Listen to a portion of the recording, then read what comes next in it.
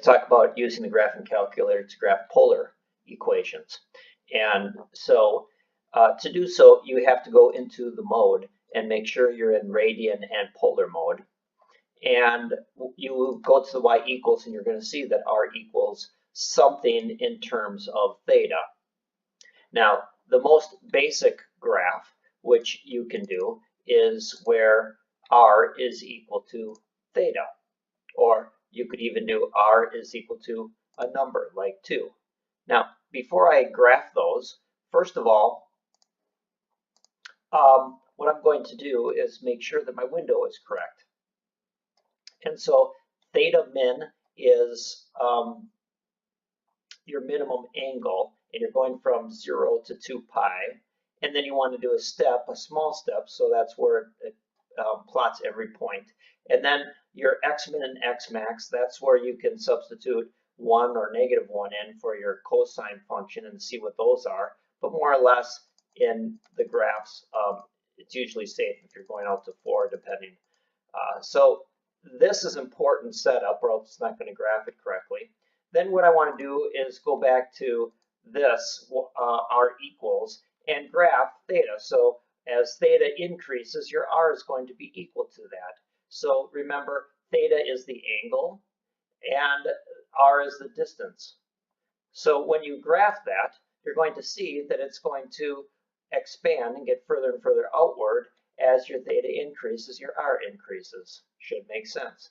Also, if you look at where r equals 2, that means that the distance is always equal to 2, which means should be a circle. Now it looks like an ellipse because the spacing on your x is going to be different than the spacing in your y, because it's a rectangular shape. I think the ratio is 3 to 2. So those are a couple different graphs, but let's go to cosine and sine. And I really want to pay attention to the symmetry involved. So a cosine theta has symmetry at the theta equals 0 line. And so when I graph this, I'm looking to see, does it reflect about theta equals 0? Again, this is in polar form, and this is your theta equals 0 line, and it does reflect down. Also, if I go to the second one, theta equals sine, r equals 2 sine theta, and I graph that one, it's going to reflect about the theta equals pi over 2 line, as you can see. Now, as you change these ever so slightly, it's going to drastically change the graph. And so if I insert a 3 here, that means that you're going to have different lines of symmetry. If you think about the period, instead of 2 pi, it's 2 pi over 3. And now you're going to have different lines of symmetry when you graph that. And so when I graph this one, look what happens. There are 3 lines of symmetry involved. So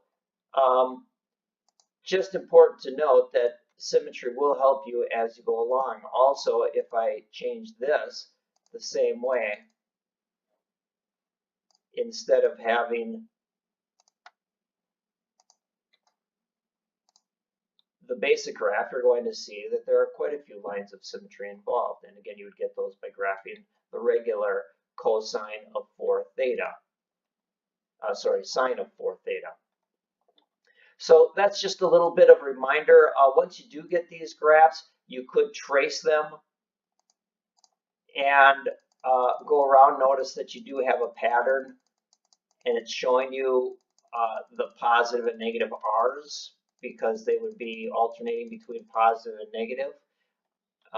But if you go to calculate, the only options you have is value. So if you had the value of theta equals, let's say, pi divided by 6, you would see that that's going to give you your y. And so that's a little bit of a background. Make sure that your mode is correct. Make sure that your y equals is written correctly, and very important, make sure your window setup is correct and your x-mins maxes, y min maxes are give you a good viewing